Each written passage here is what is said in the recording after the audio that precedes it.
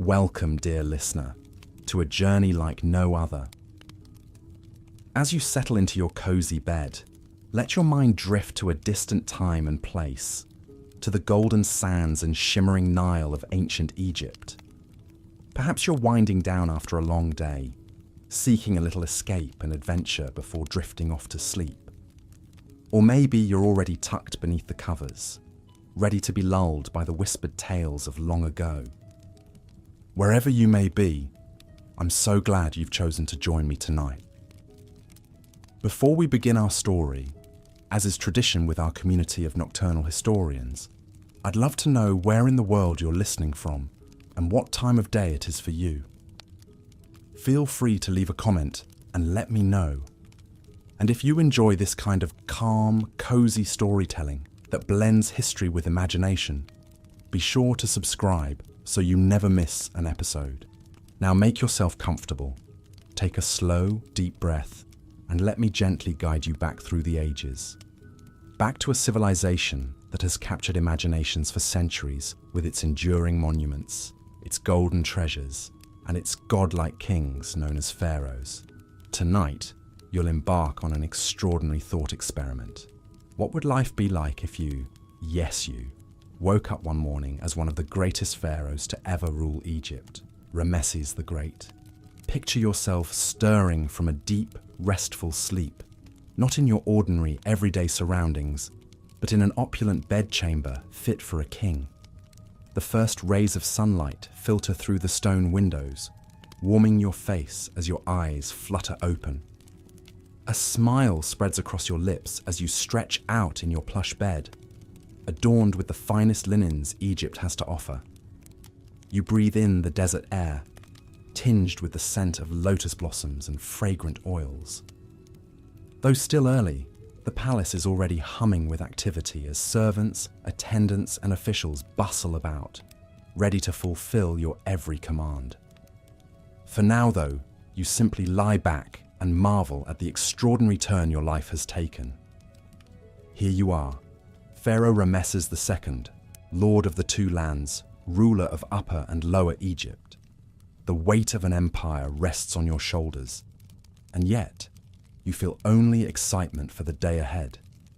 There will be time for the duties of statecraft soon enough, but first you will luxuriate in your new station and revel in the finery that comes with being the most powerful man in the known world. As if on cue, a trio of handmaidens enters your chamber, their faces beaming with reverence and affection. They bow low before you, murmuring salutations to their living god. "Good morning, Your Majesty," the boldest of them says. "We hope you slept well. It is time to prepare you for the day ahead." With that, they usher you from your bed, leading you to a washing area where scented water and plush towels await. You marvel at the gentle efficiency with which they bathe you, so different from your usual rushed morning shower. Once cleaned and refreshed, it's time to dress the part of the mighty pharaoh. The handmaidens retrieve your finely woven linen robes and shimmering golden collar from a carved chest, handling them as if they were sacred relics. You can't help but feel a swell of pride as they drape you in the flowing white fabric, so light and airy in the desert heat. Next comes the pièce de résistance, the iconic double crown that symbolizes your dominion over Upper and Lower Egypt. The red hedget crown of Lower Egypt nestles into the white deshret crown of Upper Egypt, creating the distinctive silhouette that will strike awe and fear into all who behold you. As the handmaidens affix the crown to your head, adjusting it just so, you feel a new sense of power and purpose wash over you. Finally, your face is skillfully lined with the signature kohl makeup that not only accentuates your features, but also serves as protection against the glare of the sun. With your eyes artfully rimmed in black, you truly look the part of the mighty ruler you've become. You take a moment to admire your transformed reflection in a polished bronze mirror. Is that really you staring back? The majestic figure in the royal regalia, eyes blazing with otherworldly confidence. It's almost too much to believe. And yet, here you are, ready to embrace your new identity and all that comes with it. But how did you come to be in this exalted position? Your mind reels back to your origins, to the privileged upbringing that put you on the path to power. As the son of the great Pharaoh Seti I, you were born into a world of unspeakable wealth and opportunity. From your earliest days, you were groomed to one day take your place on the throne, your destiny preordained by the gods themselves. Looking back, it's clear that no expense was spared in preparing you for your glorious fate. You were given the finest education Egypt had to offer, learning at the feet of the most brilliant scribes and scholars. You pored over sacred scrolls, mastering the complex hieroglyphic script and the wisdom of the ages. You studied the principles of mathematics, architecture, and astronomy, knowing that one day you would be responsible for great works that would endure for eternity.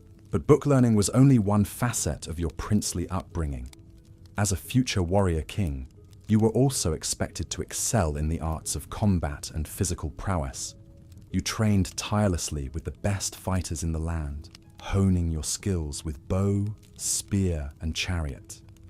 You learned to ride like the wind across the desert sands, striking fear into the hearts of your enemies. Through it all, you were keenly aware of the weight of expectation that rested on your young shoulders. To be Pharaoh was to be a living god, the earthly embodiment of the mighty sun god Ra. You would be responsible not just for the earthly realm, but for maintaining the delicate balance between the worlds of the living and the divine. It was a daunting prospect, but one you embraced with the fiery determination that would come to define your reign. As you came of age, your path to power crystallized before you. In a solemn ceremony, you were crowned as co-ruler alongside your aging father, Seti I. Side by side, you governed Egypt, the older pharaoh imparting his wisdom and experience to his eager protege.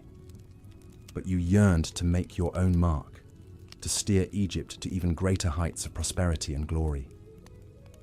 When at last your father passed into the afterlife, you ascended the throne in your own right. In an elaborate coronation ceremony, you were anointed with sacred oils, adorned with the gleaming regalia of kingship, and presented to your subjects as their new divine ruler. As the crowds roared their approval and the priests chanted your praises, you felt an almost unearthly sense of purpose settle over you. This was your destiny, your birthright, and you would not squander it. From that day forward, you ruled Egypt as Pharaoh Ramesses II, a king whose name would echo through the ages. With your crowning, a new era dawned over the two lands, an age of unparalleled might, prosperity, and grandeur.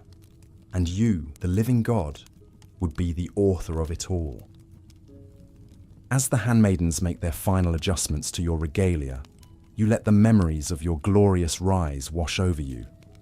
Every challenge overcome, every triumph hard won, they have all led to this moment, to your new life as the supreme ruler of the world's greatest civilization. With a nod of satisfaction at your reflection, you turn to face the day ahead. There will be petitioners to hear, decrees to make, monuments to plan. The affairs of the kingdom await your guiding hand. But for all the duties that weigh on you, you cannot suppress a thrill of excitement. For you are the Pharaoh, the morning and the evening star. And your story is only just beginning. To be continued. As the morning sun climbs higher in the cloudless sky, its rays filtering through the palace's alabaster windows grow brighter, signaling the true start of your day as Pharaoh. A gentle knock at the door rouses you from your final moments of repose. Enter, you call out, your voice still thick with sleep. Your most trusted advisor, Pesa, steps into the chamber and bows low. My king, the day's affairs are in order and await your wise judgment. You nod in acknowledgement, knowing that ruling Egypt is a relentless responsibility that waits for no man. not even a living god like yourself. Swinging your legs over the side of the gilded bed, your feet sink into plush-woven rugs imported from lands far beyond Egypt's borders, a testament to your kingdom's wealth and reach. You stretch languidly, feeling the satisfying pull in your muscles, still honed and powerful despite the many years since your days as a warrior prince. Your team of attendants flows into the room in a well-rehearsed dance, each with a specific role in preparing you to greet your subjects. Some carry fine linens and intricately embroidered robes, others bear trays laden with glittering gold and lapis lazuli jewelry. First, you are escorted to a cedar basin filled with fresh, flower-scented water.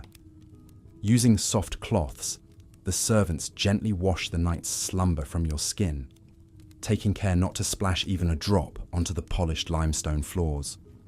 Once cleansed, you are draped in a crisp white shendit kilt, its pristine linen so finely woven it's almost translucent.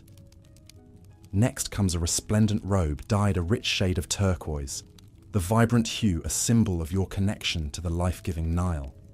Your dresses clasp an array of exquisite jewelry around your neck, wrists and biceps, wide collars of gold inlaid with carnelian and malachite, strands of luminous pearls, and cuffs engraved with protective hieroglyphs. Each piece has been painstakingly crafted by the most skilled artisans in the land, their beauty rivaled only by the sacred objects adorning the gods' own statues. But it is not mere adornment that marks your divine status. It is the sacred rituals your servants now perform, their every gesture imbued with deep reverence. One attendant steps forward with a jar of coal, using a delicate ivory wand to line your eyes with the dramatic black cosmetic. This not only accentuates your already commanding gaze, but also invokes the fierce beauty of Horus, the falcon-headed god whose all-seeing eyes guard the throne of Egypt. Another servant anoints your limbs with precious oils, their earthy, spiced scents mingling in the air. Cedar from Lebanon, frankincense from Punt, myrrh from Nubia. These fragrant unguents are as much a display of Egypt's prosperity as they are a sensual indulgence. Finally, it is time for the ultimate symbol of your authority, the double crown of Upper and Lower Egypt. An attendant solemnly approaches, carrying the hedjet, the regal white bowling pin-shaped crown of Upper Egypt. With utmost care, he places it upon your brow before adding the deshret, the conic red crown of Lower Egypt, nesting them together to form the shent, the towering double crown. As the combined weight of the crowns settles on your head, you feel the full gravity of your position. You are more than a king. You are the unifier of the two lands, the living bridge between the realms of mortals and gods. Every decision you make, every decree you utter, carries the weight of divine law. Fully arrayed in your royal regalia, you stride from the bedchamber, Parsa falling into step just behind your right shoulder. The polished stone halls of the palace seem to glow in your presence, shimmering with the early morning light. Courtiers and servants alike bow as you pass, murmuring reverential greetings.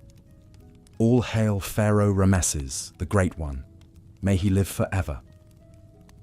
You emerge into a grand columned hall, its soaring limestone pillars carved to resemble papyrus reeds, their unfurled tops painted in vivid shades of turquoise, ochre, and Nile green. The cool, shadowed space hums with a sense of anticipation as your advisors, nobles, and priests await your arrival. Parsa leans in discreetly to murmur in your ear, his voice low and steady. My king, the day's petitions and affairs are ready for your judgment. The harvest reports from the Delta are most promising, and the tribute from Nubia has arrived, including a magnificent black granite statue for your new temple. However, there is also troubling news from the eastern frontier, rumors of Hittite encroachments on our vassal states. Your generals await your command. You absorb the information with a grave nod, your mind already spinning with the intricacies of statecraft and diplomacy. To be Pharaoh is to hold the fate of Egypt in your hands, to navigate the shifting currents of power and fortune with an ever-steady hand. With a deep breath, you ascend the dais to your throne, the gleaming golden seat adorned with lions and falcons, the protective emblems of kings. As you settle onto the sun-warmed surface, your advisors bow low, ready to present the day's business for your consideration. And so begins another day in the life of Ramesses the Great, the living god, the ruler of all Egypt. It is a life of unparalleled power and privilege, but also one of immense responsibility and relentless duty. From managing the life-giving floods of the Nile, to defending the kingdom's borders, to communing with the gods themselves, every moment is devoted to the greater glory of Egypt. As you turn your attention to the first petitioner of the day, a weathered old farmer seeking permission to dig a new irrigation canal, you can't help but reflect on the long and winding path that led you to this exalted position. It is a story of ambition and destiny, of love and loss, of battles won and monuments built. A story that began long before you drew your first breath, and one that will endure long after you depart for the West. But that is a tale for another time. For now, you have a kingdom to rule and a legacy to build. With a wave of your bejeweled hand, you bid the farmer to approach, ready to dispense the justice and wisdom that is the birthright of a pharaoh. And so the day unfolds, a tapestry of moments both grand and mundane, each one shaping the destiny of Egypt under the watchful gaze of Ramesses the Great. From the gleaming halls of the palace to the distant sands of the battlefield, your presence looms large, a living embodiment of the god's will on earth. It is a life that few can imagine, and even fewer can truly comprehend. A life of power and purpose, of grandeur and grit. A life where every decision, every action ripples through the fabric of history, shaping the course of an entire civilization. As the sun begins its slow descent toward the western horizon, painting the sky in shades of gold and crimson, you finally retire to your private chambers, the weight of the day's events settling heavily on your broad shoulders. You shed the layers of royal finery like a serpent shedding its skin, the gold and linen giving way to simple linen robes, soft against your sun-bronzed skin.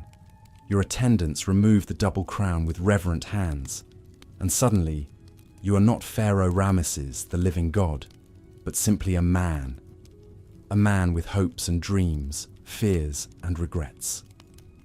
You step out onto the balcony, the warm evening breeze caressing your face as you gaze out over the sprawling expanse of your capital. The mud brick houses and gleaming temples, the bustling market squares and serene palace gardens. All of it is yours to command and protect. In the distance, the Nile winds like a ribbon of liquid silver, its life-giving waters, the lifeblood of your kingdom. You think of the countless generations of Egyptians who have lived and died on its shores, their lives intertwined with the eternal cycle of the river's floods. And as the first stars begin to flicker in the darkening sky, you can't help but wonder about your own place in that vast tapestry of history. Will your name be remembered in the centuries to come? Will your monuments endure the relentless march of time? Will your legacy be one of greatness or of folly? Only the gods can say for certain. But one thing you do know, you will give every fibre of your being to ensure that Egypt prospers under your rule. For you are Pharaoh Ramesses, the Great One, the chosen of the gods. And your story, like the story of Egypt itself, is one that will echo through the ages, a testament to the enduring power of the human spirit. With that thought, you turn back to your chamber, ready to sink into the welcoming embrace of your bed. Tomorrow will bring new challenges, new triumphs, new chapters in the ever-unfolding saga of your reign. But for now, you let sleep claim you, your dreams filled with visions of the glories yet to come. Your eyes drift shut as the last notes of the harp fade into the tranquil night. The sweet fragrance of lotus oil still perfumes the air. As you slip into slumber, your thoughts wander back over the incredible arc of your life as the mighty Pharaoh Ramesses II. From those early days as a young prince, you had been groomed for greatness. Your father, Seti the Fun, had seen the spark of a leader in you and nurtured it with the finest education and military training Egypt had to offer. You learned to wield a bow and a sword with deadly precision, to command armies and inspire men to follow you into battle and glory. But you were also educated in the ways of wisdom and statecraft. The greatest minds in the kingdom had filled your head with knowledge of history, religion, architecture, agriculture, all the complex workings that kept the sacred land of Egypt thriving. You studied the art of diplomacy, learning to forge alliances and negotiate with foreign powers. Even in those early years, it was clear you were destined to be more than just another forgotten prince. You had a hunger, a drive to prove yourself worthy of the legacy of your forebears. When you stood before the gods on the day of your coronation, resplendent in your double crown and sacred regalia, you could feel the weight of that destiny settling upon your shoulders. As you took your first steps as the divine ruler of Egypt, you vowed to be a pharaoh unlike any other, to expand Egypt's glory and might to unprecedented heights, to make your mark on history and leave a legacy that would endure for thousands of years to come. In those first years of your reign, you threw yourself into the role of ruler with passion and zeal. Your days were filled from sunrise to sunset with the ceaseless duties of kingship. Each morning, after your elaborate regimen of bathing, dressing, and sacred rituals, you would hold court in your resplendent audience chamber, hearing the petitions and pleas of your subjects. Farmers begged for assistance with irrigation for their crops. Architects presented plans for new temples and monuments. Priests gave updates on the flooding of the Nile and the spiritual state of the kingdom. You listened to them all with an attentive ear, dispatching orders and judgments with the supreme confidence of a living God. But ruling Egypt required more than just sitting upon a golden throne. You knew that a pharaoh's true duty was to maintain Ma'at, the cosmic order and balance that kept the kingdom prosperous and the gods appeased. And so you poured your energy into grand projects and initiatives that would uplift Egypt to new heights. You oversaw the expansion of the great temple complexes at Karnak and Luxor, lavishing them with colossal statues and glittering embellishments that proclaimed your own divinity.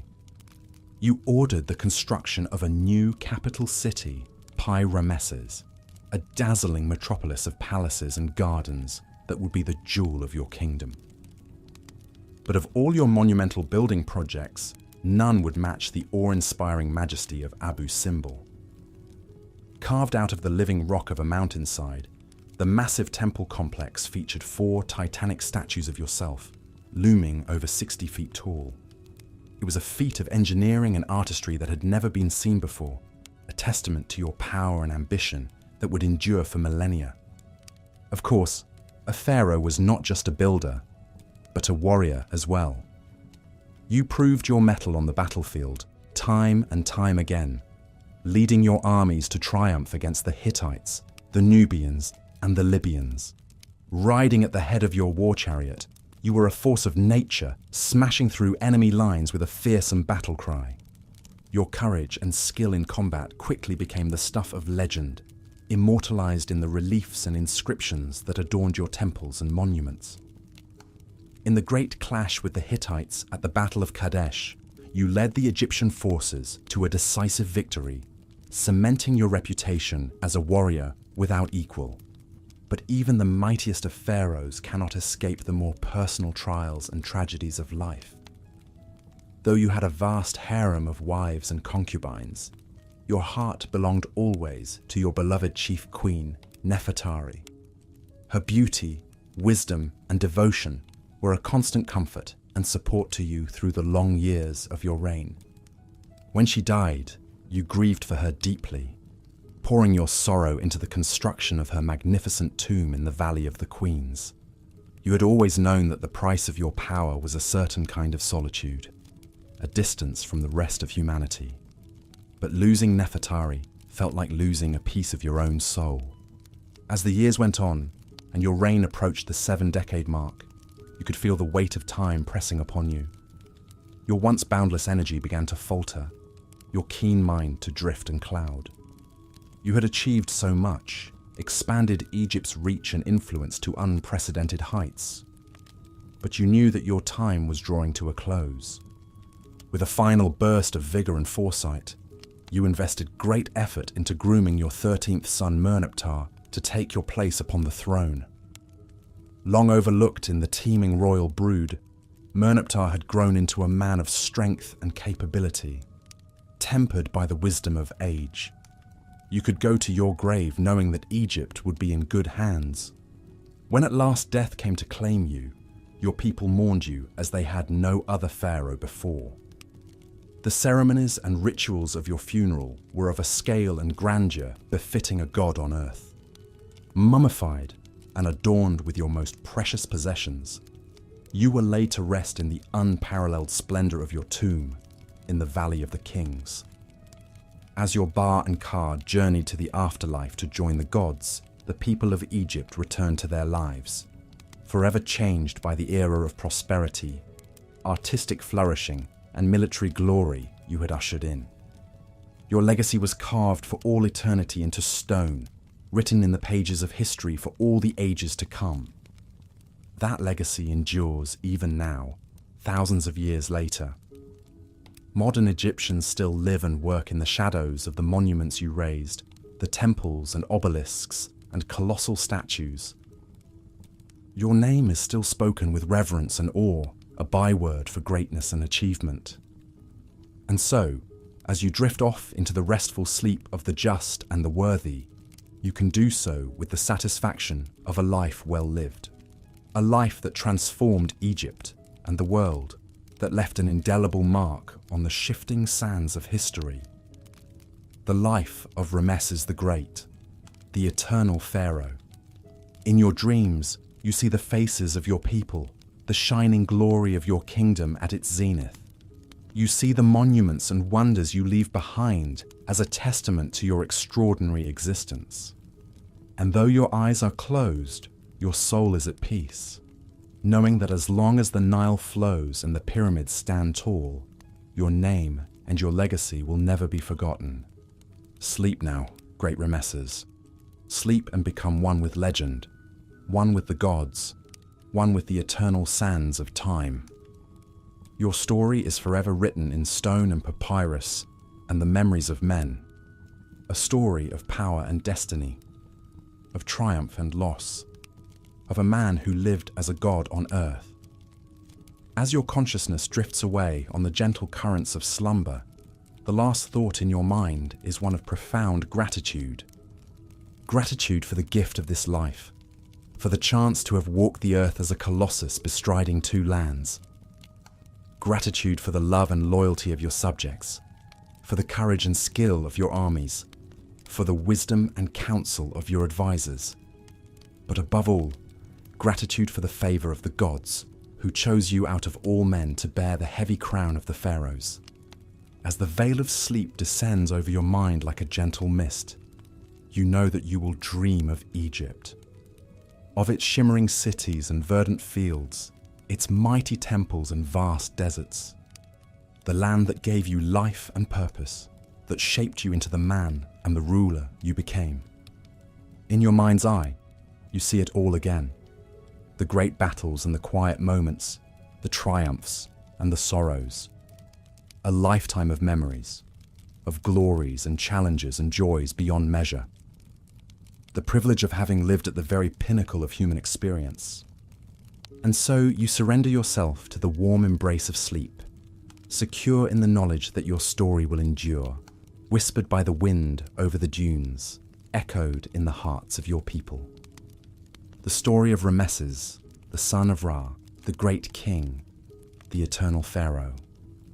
May Yorka live, may Yorka live, may Yorka live forever. As a pharaoh, your day is filled with grand responsibilities and awe-inspiring ceremonies, but also quieter moments of reflection and rest. With the sun now high overhead, you retire to your private quarters to escape the midday heat.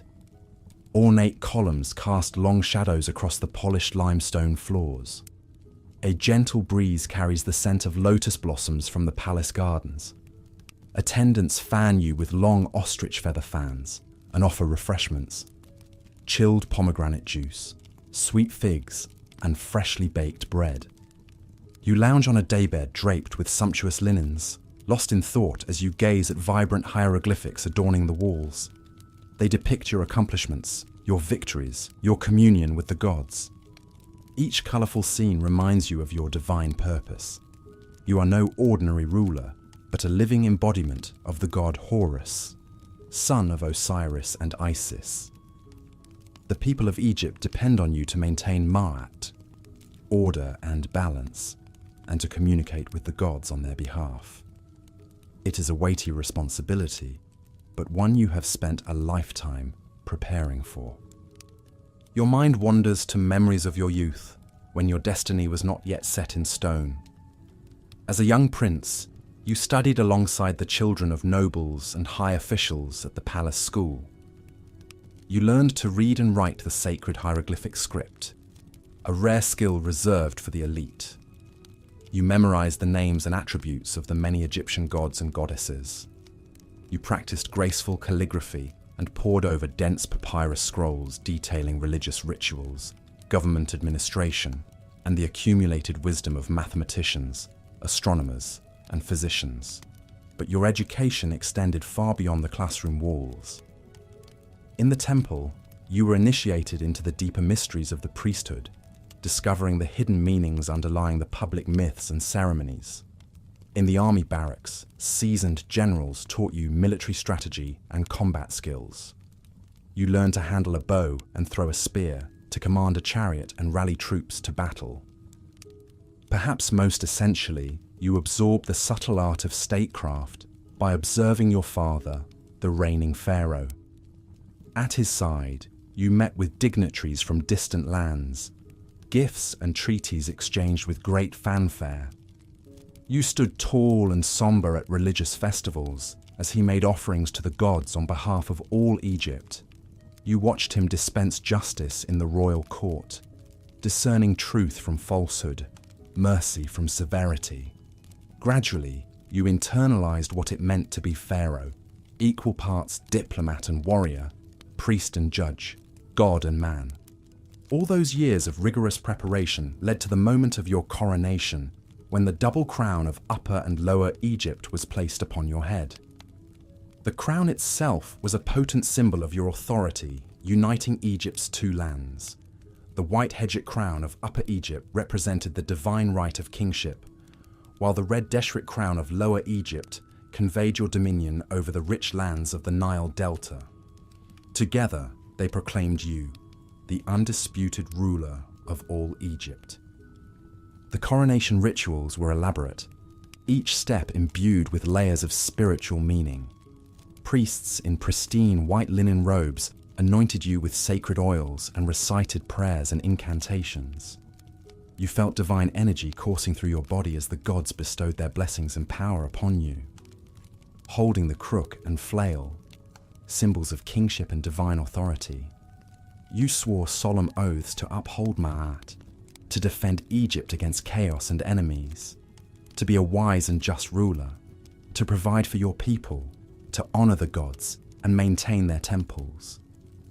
In that pivotal moment, you ceased to be merely human. You became a living god, the son of Ra, the intermediary between the earthly and celestial realms. The awesome responsibility settled on your shoulders like a weighty mantle, but so too did an immense sense of pride and purpose. You knew, with unshakable certainty, that you had been chosen by the gods themselves to lead Egypt to greatness. As you lay on your daybed, savoring a rare moment of quiet solitude, the memories of your coronation fill you with renewed determination. Egypt faces challenges on many fronts. threats from foreign powers, a burgeoning population to feed and employ, temples and tombs to be built. But you will face those trials with all the strength and wisdom at your disposal. For you are Pharaoh, the living Horus, the son of Ra. Your destiny is to rule, to build, to leave an eternal legacy, and with the gods as your guides, you will fulfill that momentous destiny. Gradually, your reminiscences give way to a welcome afternoon drowsiness. The gentle whisper of the palm fronds, the muted footsteps of the attendants, the warmth of the sun-baked stone walls, all conspire to lull you into a light slumber. You know this brief repose will be cut short by the never-ending demands of kingship. But for now, you surrender to the restorative powers of sleep, gathering strength and clarity for the duties still to come. For you are the Pharaoh, God among men, and Egypt looks to you to shape its fate. As your royal barge drifts lazily down the Nile, the gentle rocking and warm breeze slowly lulls you into a peaceful afternoon slumber. Gliding past lush green banks and bustling villages, you dream of your magnificent temple at Abu Simbel taking shape in the distance. Even in sleep, visions of its construction occupy your thoughts. The colossal statues being painstakingly carved directly into the cliffside, bearing your likeness for all eternity.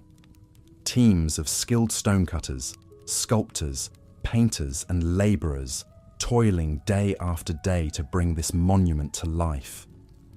You dream of the day it will be complete, a testament to your power and glory as the divine ruler of Egypt. Your mind wanders to the great challenges that had to be overcome, transporting the heavy stone blocks, raising them into place, carving the intricate reliefs, the brilliant engineering and backbreaking labor required to build on such a monumental scale. With sheer force of will, you bend men and nature to your grand vision. Stirring from your nap, you notice the sun beginning its descent toward the horizon, bathing the landscape in a warm, golden glow. Your barge approaches the construction site at Abu Simbel, and you rise for a closer look, still shaking off the lingering wisps of sleep. As you step onto the shore, you're greeted by a flurry of activity. Hundreds of workers scurrying about, covered in dust and sweat, chisels and mallets in hand. The sounds of their tools striking stone echo across the sand dunes. Taskmasters shout orders and encouragement, spurring the men to work faster, harder, for their God King. You pause to admire the progress. The facade of the great temple is taking shape. 4 colossal statues of yourself seated on thrones, towering nearly 70 feet high. Smaller statues of your beloved wife Nefertari and your many children stand dutifully at your feet. It's a stunning sight to behold, even in its unfinished state. Wandering inside, you marvel at the cavernous halls being carved deep into the mountainside. The sanctuary will be lined with more larger-than-life statues and exquisite wall carvings depicting your greatest victories and tributes to the gods. The scale and artistry are breathtaking. But Abu Simbel holds a much greater purpose than mere vanity. Positioned at Egypt's southern frontier, it will serve as a mighty symbol of your strength and influence, instilling awe and fear in the hearts of the Nubian people you have conquered. A warning to any who would dare challenge the power of mighty Egypt and its divine Pharaoh. As you survey the work with satisfaction, one of your chief engineers approaches hesitantly, bowing low. He nervously explains the latest challenge: the need to cut and transport more stone blocks from distant quarries to complete the temple's roof and interior halls. Resources are stretched thin, and workers are reaching the point of exhaustion. But you dismiss his concerns with a wave of your hand. No obstacle is too great for the mighty Ramesses. You declare that more men and supplies will be sent at once, that work will continue day and night if necessary. Abu Simbel must be completed on schedule, in time for the Jubilee Festival honoring your 30th year on the throne. It will be your crowning achievement. With renewed determination, you order an extra ration of beer for the workers to keep their strength and spirits high. A cheer goes up as you depart the site, your heart swelling with pride and anticipation of seeing your glorious vision made real in stone. As your barge sets off for the return journey to Thebes, you settle back on your gilded couch, your mind still abuzz with plans and ideas. The gentle lapping of the waves against the hull slowly soothes you as the day's exertions catch up. Your eyes grow heavy as the sun sinks below the horizon, content in the knowledge that your dreams of grandeur are slowly taking solid form in the desert sands behind you. But even the greatest of pharaohs cannot build monuments on dreams alone. As you drift off to sleep, your thoughts turn to the battles that still lay ahead. The skirmishes with Nubian rebels who resist your rule, the growing threat of the Hittite Empire to the north, the careful diplomacy and show of strength needed to keep your enemies at bay and your kingdom prosperous. These are the heavy burdens that weigh on the heart of a pharaoh, even in moments of rest and repose. For now, you push them aside, allowing the gentle motion of the barge and the soft murmur of the Nile lapping at its banks to carry you off to a deep and dreamless sleep, gathering your strength for the challenges to come. As the first stars begin to twinkle in the darkening sky, your barge carries on through the tranquil waters, ferrying its slumbering king ever closer to home and the next chapter in his illustrious reign. The moon rises high and full, casting its shimmering reflection on the river's surface, a celestial mirror guiding you onward. For a few precious moments, all is calm and peaceful on the waters. The only sounds are the creaking of the hull, the soft splash of the oars, the distant call of a bird winging its way home to roost. In sleep, your cares and concerns momentarily fade away, replaced by the simple contentment of a day well lived and a legacy in the making. As the barge rounds a bend in the river, the twinkling lights of Thebes appear on the horizon, a welcoming beacon guiding you back to the grand palaces and hallowed halls of your capital. Your escort of elite guards stands at attention, ready to receive their king and escort him safely to his well-earned rest. In the morning, you will rise with the sun to don your crown and take up the mantle of leadership once more. But for now you slumber deep and untroubled, lulled by the river's gentle current and the satisfaction of a day spent in service to your kingdom and your everlasting legacy. The cares of the realm can wait a few moments more, put off to tomorrow's concerns. For in this moment, you are not just a mighty ruler, but a man at peace with his world and his place in it. The gift of restful repose is one even a living God can cherish, a brief respite that will leave you awakened and restored, ready to face whatever challenges the new day may bring. So sleep deeply and contentedly, great Ramesses, secure in your accomplishments and the knowledge that your story has only just begun. As the barge finally reaches the palace dock and you are gently roused from your slumbers, you reflect on the events of the day with quiet satisfaction. The construction of Abu Simbel is proceeding apace, your kingdom is secure and prosperous, and your legacy grows with each passing day. With a final sleepy sigh, you allow your attendants to guide you down the gangplank and up the torch-lit path to your private chambers. The cool night air and soft rustle of the garden trees soothe your drowsy senses as you make your way inside, ready to sink into the welcoming embrace of your bed. Your head barely touches the pillow before sleep claims you once more, carrying you off to a world of dreams where all your grandest ambitions have already been realized. In sleep, you are the greatest pharaoh Egypt has ever known, your name and deeds celebrated for all eternity. As the night deepens and the palace grows still and silent around you, you slumber on, content and secure in the knowledge that you are exactly where you are meant to be, at the center of a thriving kingdom, a god among men, the one true ruler of the Nile. and so you will remain, now and forever, immortalized in stone and story, a legend for the ages. Good night, great Ramesses. May your dreams be as grand and glorious as the waking world you have built. Ascending to the throne beside your father Seti the Fern, you serve as co-ruler for 2 years near the end of his 11-year reign. Though a brief period, these formative years under Seti's guidance prove invaluable in preparing you for the immense responsibility of ruling Egypt alone. You watch and learn as Seti skillfully manages the affairs of the kingdom, from overseeing agricultural production to launching military campaigns to defending Egypt's borders. Your father is a strong leader, but he also has a softer side. In quiet moments, he regales you with stories of his own father, Ramesses I, who rose from common origins to be appointed pharaoh by the previous king, Horemheb, who had no heir. It's a reminder that while you may rule as a god on earth, you are still part of a human dynasty, with all the triumphs and challenges that entails.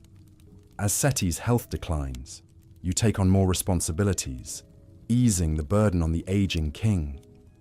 You preside over ceremonies, make offerings to the gods, and even lead military expeditions to quell uprisings in Nubia.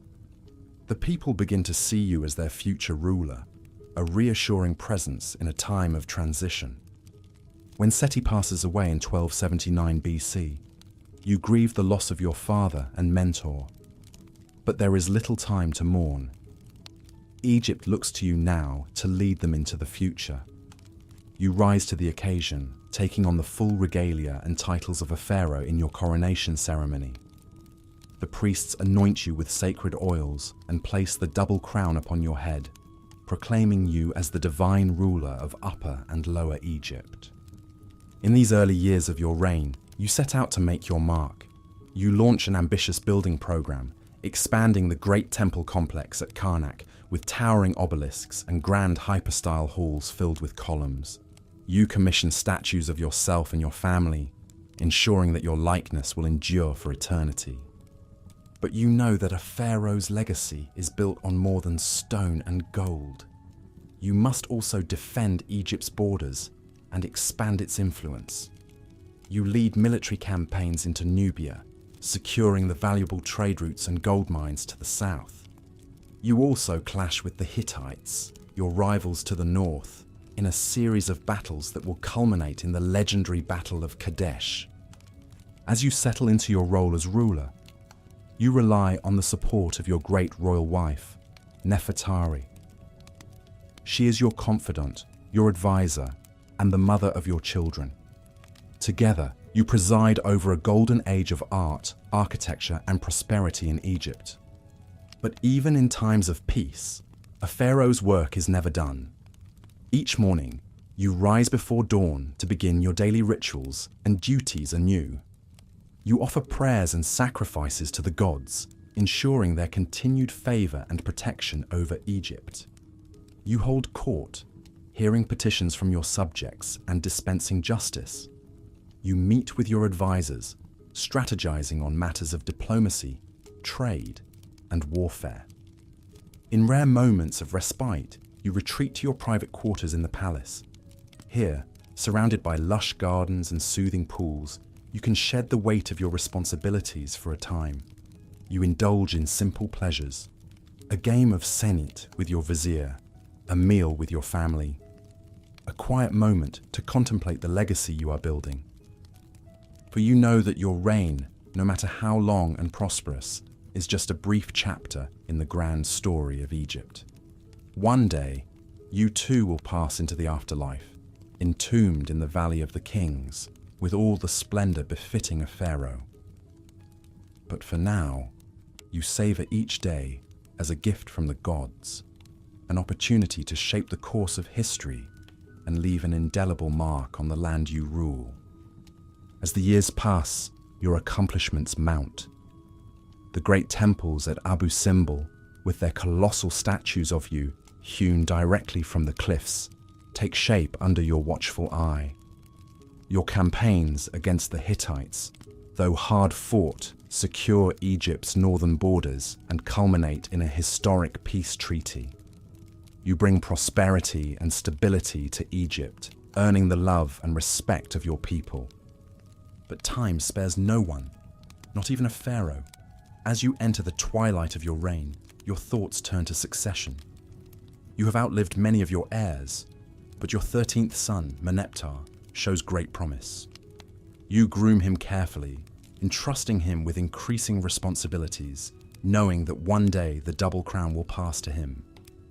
When that day finally comes, you depart this world, confident that you have done your duty. You have ruled Egypt with strength and wisdom. You have honored the gods, and you have left a legacy that will endure for centuries to come. As your funeral barge carries you across the Nile one last time, the people line the shores to bid you farewell. They know that your story, the story of Ramesses the Great, will live on forever, inscribed on the walls of your tombs and temples, and in the hearts of all who call Egypt home. And so, as you drift off into the eternal sleep of the afterlife, you do so with a sense of peace and fulfillment. You have walked the path of the gods, you have shaped the course of an empire, and you have secured your place in history. The great Pharaoh Ramesses II, the legend, now belongs to the ages. As the centuries pass, your monuments endure, even as the sands of time shift around them. The temples at Abu Simbel, Karnak, and Luxor stand as testaments to your greatness, drawing pilgrims and admirers from across the ancient world. The Ramesseum, your mortuary temple, houses your larger-than-life legacy, quite literally, with its towering statues and intricate reliefs. But perhaps your greatest legacy is the impact you had on the people of Egypt themselves. The prosperity and stability you brought allowed art, culture, and learning to flourish. The scribes in the houses of life, the temple's centers of learning, preserve and advance the wisdom of the ages. The artisans in the necropolis of Deir el-Medina, who built the tombs of the Valley of the Kings, passed down their skills from father to son, from mother to daughter, and so, even as the new kingdom gives way to the later periods of ancient Egyptian history, your influence endures. When the Greeks and Romans come, drawn by the wonders of Egypt's past, it is your name and your monuments that inspire their awe. The great Greco-Roman historian Diodorus Siculus would write of you, "In short, if someone ponders the number of years of these kings' lives, and then reckons the monuments and the deeds accomplished by each king, he will find that the reports recorded in Egyptian writings are true." In modern times, your legacy continues to captivate. When the temples of Abu Simbel were threatened by the rising waters of the Aswan Dam in the 1960s, the world came together to save them, meticulously cutting them from the cliffs and moving them to higher ground. Today, they stand as a UNESCO World Heritage Site, a testament to your enduring greatness and the global effort to preserve it. And so, as we drift off to sleep, we can imagine ourselves walking in your footsteps, great Ramesses. We can feel the weight of the double crown upon our brow, the warmth of the sun on the banks of the Nile, the cool of the evening breeze in the palace gardens. We can marvel at the monuments you built, the battles you fought, the legacy you left. For in our dreams, we are all pharaohs, kings and queens of our own destinies. And in the quiet of the night, as we slumber, perhaps we can hear the whisper of your voice across the ages, urging us to make our own mark, to build our own monuments, to leave our own legacy. For as long as there are those who remember and dream, the story of Ramesses the Great and the story of ancient Egypt itself will never truly end. As the gentle mantle of sleep draws over us, we bid farewell to Ramesses and his world. The sounds of the ancient Nile fade into the quiet of the night. The gleaming halls of the palace dissolve into the comforting darkness behind our eyelids. But the wonder, the majesty, and the timeless lessons of this journey remain with us, woven into the fabric of our dreams. Perhaps, as we drift off, we carry with us a newfound appreciation for the power of leadership, the importance of legacy, and the enduring impact a single life can have on the course of history. Or maybe, in the whimsical way of dreams, we simply revel in the adventure of it all. The exotic sights, the grand battles, the opulent feasts fit for a pharaoh. But most of all, we carry with us the sense of connection to something greater, a link in the long chain of human history.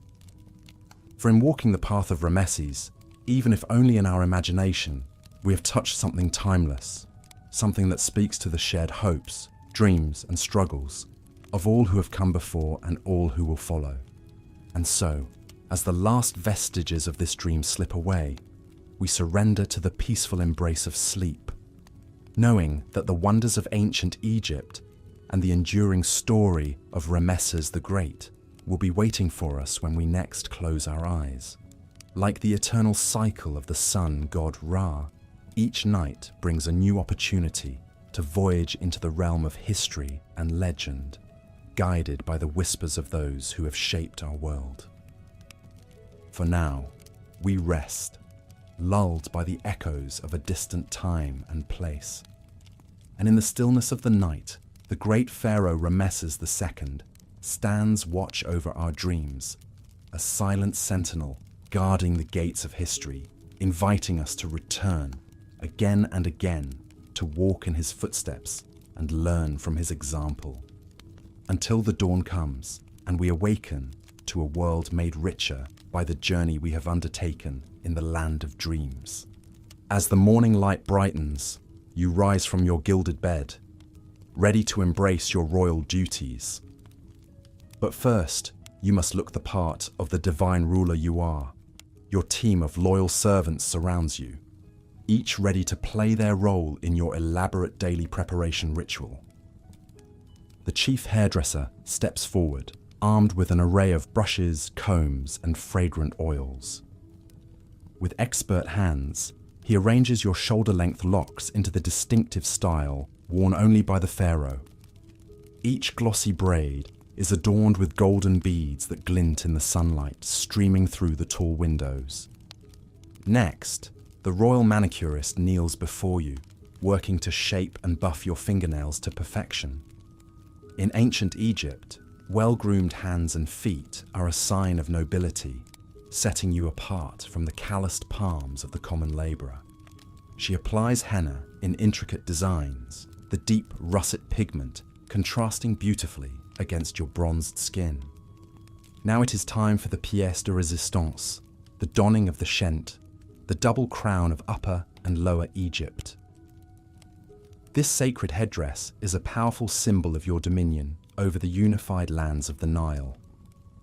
The red crown of Lower Egypt nestles within the taller white crown of Upper Egypt, the two halves merging into one majestic emblem of your divine authority.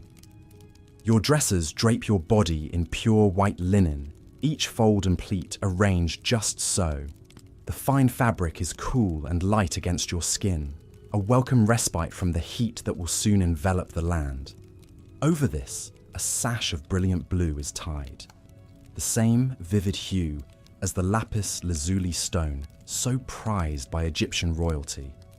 Around your neck, a wide collar of gold and semi-precious stones is fastened, each glittering disc arranged in a mesmerizing pattern of concentric circles. This is more than mere adornment. Each gemstone is imbued with symbolic meaning and magical properties to protect and empower the wearer. Finally, your feet are slipped into golden sandals, the supple leather thongs crisscrossing over your ankles. With each step, the sandals will leave a unique imprint, announcing your royal presence wherever you tread. As the last amulet is placed and the last linen smoothed, you catch your reflection in a polished bronze mirror held aloft by a servant. The visage gazing back at you is one of power, grandeur, and unwavering authority. You are every inch the mighty Pharaoh, ready to hold sway over the greatest civilization the world has ever known. But you were not always this resplendent god-king bedecked in gold and glory. No, your path to the pinnacle of power began long ago, when you were but a young prince learning at the knee of your mighty father. As a royal son of Egypt, you were born into a world of privilege and plenty, your every whim catered to by a vast retinue of servants and slaves. But along with such privilege came weighty responsibility and great expectations. From a tender age, you were groomed in the many roles you would one day need to fill as Pharaoh. You spent long hours in the schoolroom, poring over scrolls of hieroglyphics and learning the complex religious rites you would one day need to perform. You studied mathematics to help you understand the all-important flooding cycles of the Nile and manage the kingdom's granaries and treasuries. But book learning was only one facet of your princely education. As a future warrior king, you also honed your body and mind through physical training. You learned to command a chariot, the fearsome war machine of the ancient world. You practiced the art of archery until you could loose an arrow with unerring accuracy. You wrestled and ran and built your strength, transforming from a slight boy to a lithe, muscular man. All of these years of preparation were but a prelude to the moment of your ultimate ascension, your coronation as Pharaoh. On that fateful day, the Shent crown was placed upon your brow before a multitude of your subjects. The high priest proclaimed you the divine embodiment of Horus, god of kingship and the sky. You were anointed with sacred oils and presented with the crook and flail, the timeless symbols of your dominion. As you took your first steps as the newly crowned Pharaoh, a thunderous cheer erupted from the gathered throng. Their adulation washed over you, a heady elixir of power and adoration. In that moment, you knew your destiny had been fulfilled. You were no longer a mere prince.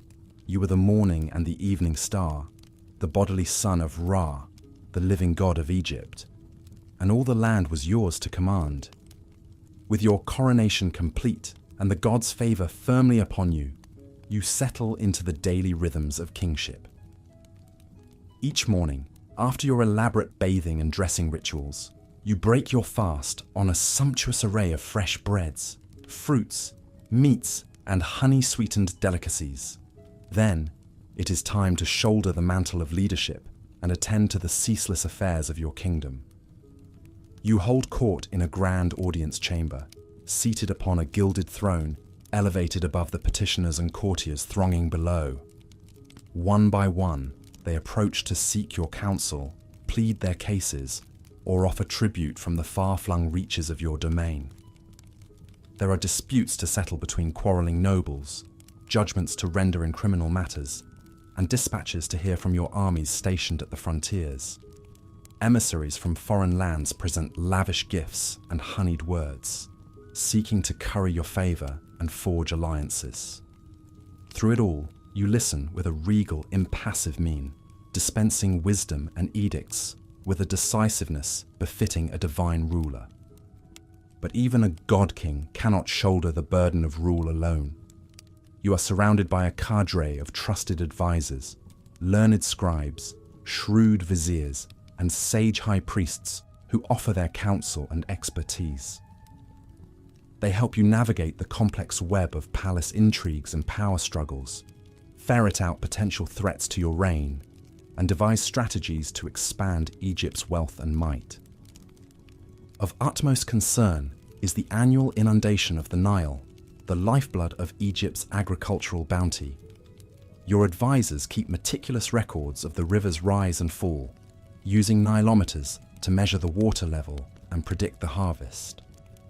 In years of high flooding and abundant crops, there is cause for celebration and generous offerings to the river god Hapi. But when the waters are low and famine looms, it is to you the people look to intercede with the gods and restore Mayat, the cosmic order and balance. As Pharaoh, you also oversee the vast public works and monumental building projects that are the hallmark of Egyptian civilization. Grand temples must be raised to honor the gods and ensure their continued favor. Sturdy dams and canals are needed to harness the Nile's life-giving waters. and towering pyramids and obelisks must be constructed as eternal testaments to your own divine power and enduring legacy. One of your most ambitious undertakings is the expansion of the great temple complex at Karnak, dedicated to the supreme god Amun-Ra. You decree that a magnificent new hypostyle hall be added, a veritable stone forest of soaring columns capped with capitals in the shape of unfurling papyrus and lotus blossoms. Skilled masons, carvers and painters labour for years to bring your vision to life. Each massive pillar and every inch of wall covered in exquisite hieroglyphic reliefs, extolling the glory of the gods and of your own immortal reign. But not all your duties as Pharaoh are so lofty and rarefied. Even a living god must concern himself with the practical realities of rulership, the management of the kingdom's vast holdings and resources. You keep a watchful eye over the royal granaries, ensuring the stores of wheat, barley and other staples are adequate to feed your people. You inspect the mines and quarries that yield the gold, copper and fine limestone that are the building blocks of Egypt's prosperity. And you review the meticulously kept records of tax collections and census counts that keep the gears of your government turning smoothly. Yet even amid the weighty responsibilities of kingship, you still find moments of respite and repose. In the heat of the afternoon, when the sun god Ra rides high in the sky, you retreat to a shaded garden within your palace walls. Here, amid the cool greenery and tinkling fountains, you can shed the mantle of divinity for a time and indulge in simple pleasures. You lounge on cushioned couches, sipping refreshing draughts of beer and nibbling on sweet dates and figs. You engage in leisurely games of Senet, the board game beloved by Egyptian nobles, using delicately carved ivory pieces to navigate the serpentine path to the afterlife. And you delight in the artistic wonders created for your amusement. Dwarves who dance with the grace of gazelles, acrobats who perform gravity-defying feats, and musicians who coax haunting melodies from harps and flutes. Sometimes your most trusted courtiers join you in these interludes of leisure. Over games of chance and cups of wine, you engage in witty repartee, swapping tales and savouring the camaraderie of those who share the rarefied air of the royal inner circle. These stolen moments of laughter and friendship are a cherished counterpoint to the solitary weight of the crown. But even in repose, you are never far from reminders of your own divine status. Everywhere you look, the symbols of your power surround you. The walls of your palace are adorned with vibrant frescoes depicting you as a mighty conqueror, smiting your enemies and receiving the blessings of the gods. Soaring obelisks and colossal statues of your likeness stand sentinel over the land, towering testaments to your unquestioned might. And when you venture forth from your palace, your very presence strikes awe and reverence into the hearts of your subjects. You travel in a grand procession, borne aloft on a golden palanquin by sturdy Nubian slaves. Trumpeters and drummers heralds your approach, their pulsing rhythms parting the sea of humanity before you. Crowds of commoners prostrate themselves as you pass, pressing their foreheads to the dusty earth in abject submission. They chant your many titles and epithets, hailing you as the Lord of the Two Lands, the Great House, the Son of Ra, the Ruler of Rulers. For you are no mere mortal king, but a living god who walks among them, the earthly embodiment of the mighty falcon-headed Horus. And all the wealth and might of Egypt is yours to command. But even as you bask in the adulation of your people and the trappings of your divine status, you know that true greatness demands more than mere displays of opulence and power. A pharaoh must also be a warrior, a conqueror who expands the boundaries of his realm and brings glory to Egypt on the battlefield. And so, when the occasion calls for it, you trade your fine linen robes and golden finery for the trappings of a soldier king. You don the blue war crown, its striking hue echoing the gleaming lapis lazuli that adorns your weapons and armor. You mount your waiting chariot, the wooden frame gleaming with gilt, and the horses champing at their bits, eager for the fray. With a mighty war cry, you lead your armies out across the baking sands, an inexorable force sweeping towards distant lands ripe for conquest. Under the relentless sun, you match wits and might with the enemies of Egypt, the wily Hittites to the north, the fierce Nubians to the south, the rebellious Libyans to the west. You are a formidable foe, a warrior without peer. With bow and arrow, you rain down destruction upon the enemy ranks, each unerring shot finding its mark with deadly precision. With a bronze-tipped spear, you skewer the foes who dare to come within range, their blood staining the desert sands crimson. And with your trusty khopesh, the curved sword of Egyptian kings, you hack and slash your way through the press of battle, felling men like wheat before the scythe. Your courage and prowess on the battlefield become the stuff of legend, whispered around the campfires of your soldiers and etched into the annals of history. They say you have the strength of a bull and the ferocity of a lion, that arrows bounce off your divinely protected body like raindrops off a statue. They say you can single-handedly turn the tide of battle, that the mere sight of your war crown on the horizon is enough to make enemy armies quail and flee. And indeed, victory after victory falls into your lap as you extend the reaches of Egyptian power to new and glorious heights. You exact tribute from cowering kings, their rich gifts of gold, ivory and lapis lazuli, a testament to your unquestioned supremacy. You erect towering stelae in conquered lands, grandiose monuments extolling your triumphs for all eternity, and you watch with satisfaction as Egypt flourishes, its coffers overflowing with the spoils of war, and its people secure in the knowledge of their own unassailable might. Yes, you are Ramesses the Great, the Pharaoh of pharaohs, the unrivaled master of all you survey. But even as you revel in your power and glory, you know that the life of a king is not solely one of conquest and triumph. For you are also a husband, a father, a man with the same desires and dynastic dreams as any of your predecessors. In the cool confines of your royal harem, you find respite from the cares of kingship in the arms of your many wives and concubines. But though you enjoy the pleasures of the flesh with countless beautiful women, your true heart belongs to one alone, your beloved chief queen, Nefertari. She is your confidant, your counselor, the mother of your children, and the keeper of your secrets. In her soothing presence, you can drop the mantle of divine majesty and be simply a man, sharing your hopes and fears, your triumphs and trials. Her wisdom guides you, her beauty enchants you, and her love sustains you through the long years of your reign. Together, you preside over a royal family that grows ever larger and more illustrious. You sire a veritable brood of princes and princesses, each one a shining hope for the future of your dynasty. You delight in their youthful energy and precociousness, recognizing in them the same divine spark that animates your own kingly spirit. But even as you cherish these moments of domestic tranquility, you know they are all too fleeting. For the life of a pharaoh is one of constant vigilance and unrelenting responsibility, the burden of a god incarnate, never far from your mind.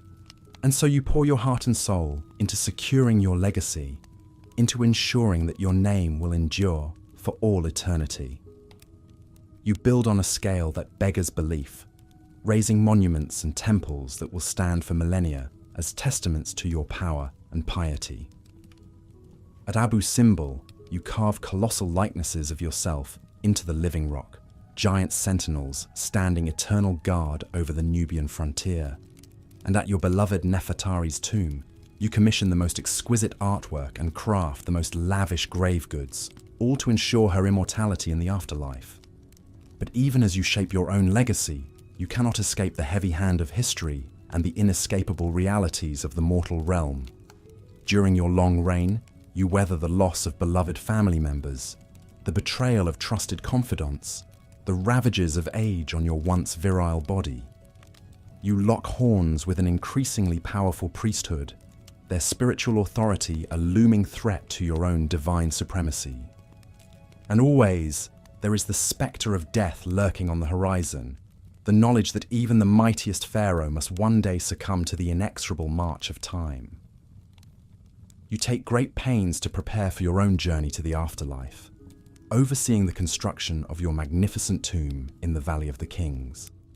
You stock it with all the treasures and provisions you will need for eternity, golden chariots and jewel-encrusted weapons, fine furnishings and beautiful artworks, even the mummified remains of your most cherished pets. For you know that death is not the end for a pharaoh, but merely a transition to a new and glorious existence in the eternal realm of the gods. And so, as your long and storied reign draws to a close, you face the great unknown with the same unshakable courage and resolve that has defined your life. With your legacy secure and your succession arranged, you can depart this earthly plane with the knowledge that your name and your deeds will live on forever. That the great Ramesses II, the Pharaoh of Pharaohs, the mighty Ozymandias, will never be forgotten. As your aged body is lovingly prepared for burial, your mortal flesh transformed and preserved for all eternity, you take your place among the great kings of Egypt in the hallowed halls of the afterlife. And though your earthly reign has ended, your divine spirit endures, watching over the land of the Nile and its people for all time.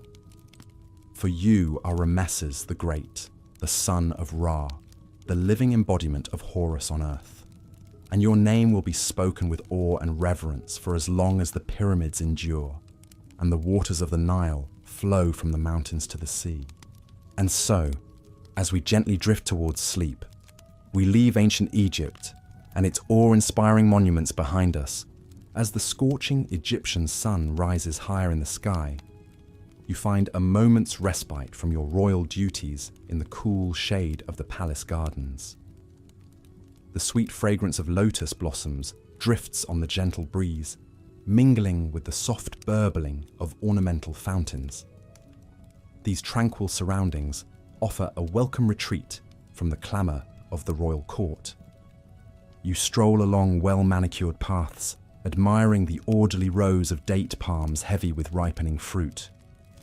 Ducks paddle leisurely in a glimmering pond, while brightly plumed birds flit among the foliage. Every element of this lush oasis has been meticulously designed and maintained to provide both beauty and sustenance for the royal household. As a living god tasked with upholding Ma'at, the cosmic order and balance, you understand the importance of tending to the natural world, just as you tend to the needs of your people. These gardens serve as a microcosm of the agricultural rhythms that sustain life along the Nile. Their bounty fills the palace storehouses and makes offerings to the gods. Amidst a grove of fig trees, a small group of musicians awaits to entertain you. At a nod from you, they begin to play, their harmonies carried on the fragrant air. The gentle notes of harps, lutes and flutes weave an hypnotic melody, soothing to the ear and spirit. Music has always been a balm for you, a way to quiet your thoughts when the pressures of kingship weigh heavily. You recall many a long night spent in your private chambers, unable to sleep for the whirl of worries in your head. But always, the palace musicians were there to comfort you, playing softly to ease you into dreams. Even in this more informal garden setting, the musicians keep their eyes respectfully lowered, aware that it would be the height of impudence to gaze directly upon the pharaoh. To them, as to all your subjects, you are a remote and awe-inspiring figure, your divinity setting you apart from common men. But in rare unguarded moments like this, listening to the lull of the music and the whisper of the breeze through the leaves, you can almost imagine yourself as just a man. One with outsized cares and responsibilities, true, but a man nonetheless, capable of savouring life's simple pleasures. Of course, such reveries never last long. Too soon, a royal scribe approaches with a deferential bow to murmur that the vizier seeks your attention on an urgent matter of state. With a sigh, you dismiss the musicians and turn your mind back to the countless tasks that fill a pharaoh's day.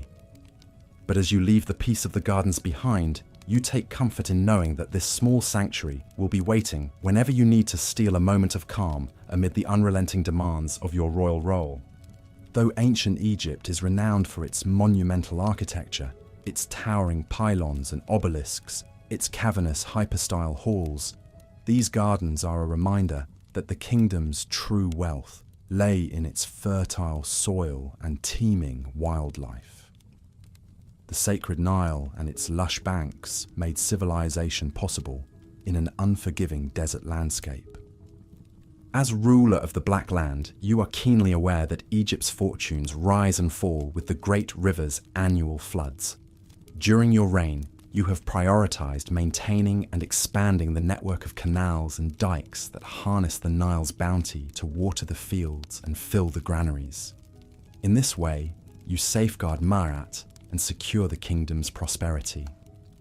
Such timeless cycles of planting and harvest form the backbone of Egyptian society and have done for generations stretching back into the mists of history. Long before your ancestors raised the first mud brick mastabas, long before the first pharaohs donned the double crown, it was the river's gift of rich black silt that drew people to settle along its banks. As you cross the threshold, back into the bustle of the palace complex, your reverie on Egypt's eternal rhythms is broken by the press of petitioners and functionaries jostling for your attention. Each day is a constant juggling act of religious rituals, kingly duties, and strategic planning. But through it all, the promise of those quiet gardens and the music that transports you from your cares serves as a touchstone, a reminder of what you are working to preserve and protect. Setting aside your wistful dreams of solitude, you square your shoulders and turn to face the next pressing matter of state. The seasons will turn, the river will rise and fall, harvests will come and go. But the realm endures only through the tireless efforts of the Lord of the Two Lands, who serves as the god's representative on earth. And so you press on, secure in your divine purpose as king. Leaving the music-filled gardens behind, you stride purposefully through gilded halls, the business of the kingdom already occupying your mind. Your advisors and courtiers hasten to fall in step around you, ready as ever to cater to your every command. You pause briefly to acknowledge a phalanx of guards who snap to attention at your approach, lowering their spears in salute.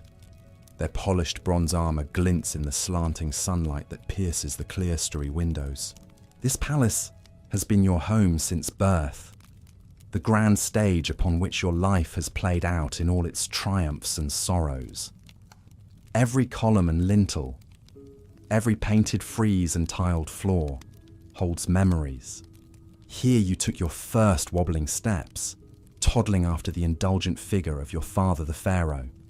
Here you trained with wooden swords and bows under the exacting eye of the kingdom's finest military instructors. And here you ascended the throne amid the joyous acclamations of the court, the swell of hymns and the smoke of incense. You can still recall with crystalline clarity that heady mix of exultation and trepidation as the heavy crown of your forefathers settled upon your brow. In that moment, you ceased to be merely a prince and became a god incarnate, the living Horus tasked with upholding the order of the universe. The weight of that responsibility has never grown lighter. If anything, the passing years have impressed upon you with ever greater urgency the magnitude of your duties. The lives and fortunes of every soul in Egypt, from the meanest serf to the most exalted nobleman, rest upon your shoulders. It is your sacrifices, your leadership, your very Ka, your divine life force, that sustains the two lands and keeps the forces of chaos at bay. These thoughts occupy you as you sweep into the audience chamber, where the day's petitioners await your judgment. Mounting the steps of the dais, you settle yourself upon the golden throne, the eyes of the assembled courtiers trained on your every move. At a gesture from you, the first supplicant prostrates himself before you, ready to plead his case. As you listen with a carefully impassive expression, your mind drifts back to your father's example.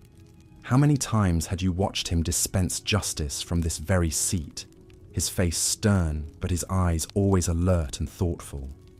He had been a pharaoh of both strength and wisdom, slow to anger, but decisive in action. You strive each day to rule as he did, to be the kind of king he would be proud of. The petitioner before you spins a convoluted tale of a land dispute with his neighbor, each accusing the other of moving boundary stones to encroach upon the other's fields. Such squabbles are tediously common, but you know that even the pettiest conflicts can escalate into blood feuds if left unresolved. Preserving harmony among your subjects is one of the many balancing acts required of a pharaoh. When the man finishes his appeal, you take a moment to weigh his words, aware of the expectant hush that has fallen over the chamber. Then, in a calm, clear voice that brooks no argument, you render your decision. Let the land be divided evenly between the two men, and let them each swear before the gods to uphold the new boundary. There is a murmur of approval from the assembled courtiers. Your judgment is fair and measured, designed to leave both parties with their honor and livelihoods intact. The petitioner bows low, effusive in his thanks, before backing away from the throne. And so the day's business continues, a steady stream of supplicants bringing their grievances and disputes before you. Some are easily resolved, others will require further investigation and consultation with your advisors, but all are given a fair hearing. For that is the duty of the pharaoh, to be the supreme arbiter and lawgiver for all Egypt. As the last petitioner retreats and the audience chamber empties, you allow yourself a moment to slump back against the unyielding stone of the throne. The crown feels heavy upon your brow, the regalia of kingship suddenly stifling in the close, perfumed air. But such moments of weariness are fleeting. You are the pharaoh, the son of Ra, the living embodiment of the gods on earth. Your word shapes the course of the two lands. Your strength and wisdom, the bulwark that holds back the forces of chaos. There is no room for doubt or weakness in the heart of a king. With a resolute sigh, you heave yourself to your feet, ready to face the next challenge the gods have placed before you. The sun is riding high in the heavens now, Ra's celestial bark reaching its zenith. There are ceremonies to officiate, offerings to make, a realm to govern. The cares of the Black Land rest heavy upon your shoulders, but you bear them gladly. For this is your birthright and your destiny, to rule as pharaoh over the mightiest civilization the world has ever known. And rule you shall, until that distant day when you take your place among the imperishable stars, your name and deeds etched for eternity upon the monuments of your reign. As we gaze out across the shimmering waters of the Nile from the royal palace balcony, it's easy to feel the immense power and responsibility that rests upon your shoulders as the great Pharaoh Ramesses II. The weight of an entire civilization, the hopes and dreams of millions of subjects, all looking to you for guidance, protection, and prosperity. It's a role that requires unwavering strength, wisdom, and divine blessing, qualities that you have spent a lifetime cultivating.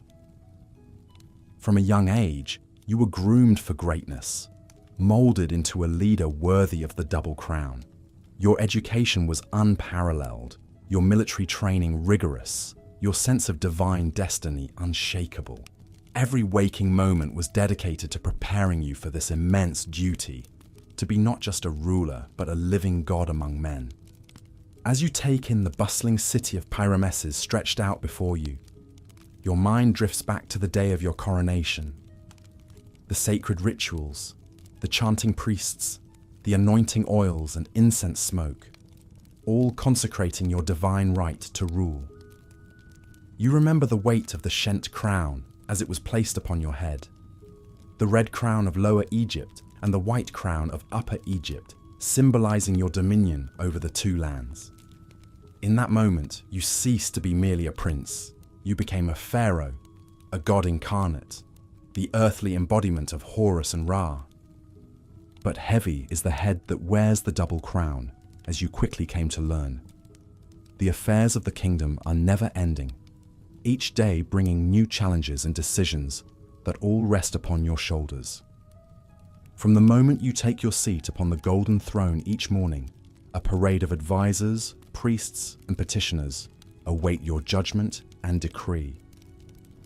There are reports on the annual flooding of the Nile, so crucial to the harvest and the lifeblood of Egypt. There are updates on the many grand construction projects underway, the temples, the statues, the monuments that will carry your legacy into eternity. There are emissaries from foreign lands bearing tribute and trade offers, alliances to be forged or enemies to be conquered. It's a delicate balance, a never-ending dance of diplomacy and show of strength, all to maintain Ma'at, the cosmic order and harmony that is your sacred duty to uphold.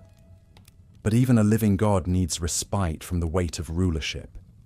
In stolen moments of leisure, you find solace in the simple pleasures of palace life. A stroll through the lush gardens, fragrant with lotus blossoms and alive with the chirping of exotic birds. An afternoon spent in idle conversation and laughter with your most trusted courtiers. A lively game of senet, the game of passing, with its clicking ivory pieces and air of friendly competition among players. Or perhaps most treasured of all, the evenings spent in the royal harem with your beloved Chief Queen Nefertari and your many wives and children. Within those walls, you can shed the mantle of Pharaoh and simply be a husband, a father, a man. The politics and pressures of the kingdom feel distant as you bask in the warmth of family, savouring the giggles of your children, the soft melodies of the musicians, the graceful swirls of the dancers. These are the moments that remind you what you're fighting for, what really matters amidst the grandeur and spectacle of kingship. But even in repose, your mind never strays far from the duties and projects that will define your reign. Towering above them all is the colossal temple complex at Abu Simbel, a monument so audacious in scale and ambition that it will be the marvel of the age. You can picture it clearly, the 4 titanic statues of yourself hewn directly from the mountainside, gazing out eternally over the Nile, the great hall of columns, the intricate reliefs depicting your triumphs and paying homage to the gods. A feat of engineering, artistry, and sheer force of will that will leave no doubt of your power and majesty. Of course, that power must be won and defended on the battlefield as well as in stone and story. You flash back to the many military campaigns of your reign, the hot desert wind whipping at your face as you charge ahead of your army atop your war chariot. The Hittites, the Nubians, the Libyans, all have felt the might of your sword and the thunder of your chariots. The thrill of hard-fought victory, the glory of expanding Egypt's reach and influence with each conquered foe. In these moments, you are Ramesses, the warrior king, your legend growing with each battle cry and fallen enemy. But war is a fickle mistress, and not every campaign ends in triumph. The Battle of Kadesh against the Hittite king Muwatalli II was a hard-learned lesson in hubris and humility. Ambushed and outnumbered, it was only by the grace of Amun-Ra and your own valor that you escaped with your life, rallying your forces and fighting on against all odds. The eventual stalemate and resulting peace treaty taught you the wisdom of compromise, of choosing one's battles and knowing when to lay down arms. It's a wisdom hard-earned over a reign that has stretched on for an astonishing 66 years. From your early days as co-ruler with your father Seti Pre to your twilight years as the elder statesman of the two lands, you have weathered countless challenges and triumphs. You have built monuments, sired over 100 children, expanded borders, brokered peace and earned your place in the eternal memory of Egypt. Through it all, your driving purpose has been to uphold Ma'at, to be the strong and just ruler that your people deserve, to honor the gods and carry forward the legacy of your forebears. But even the greatest of pharaohs cannot reign forever. In your later years, your thoughts turn ever more to succession, to ensuring a smooth transition of power that will maintain Egypt's stability and prosperity.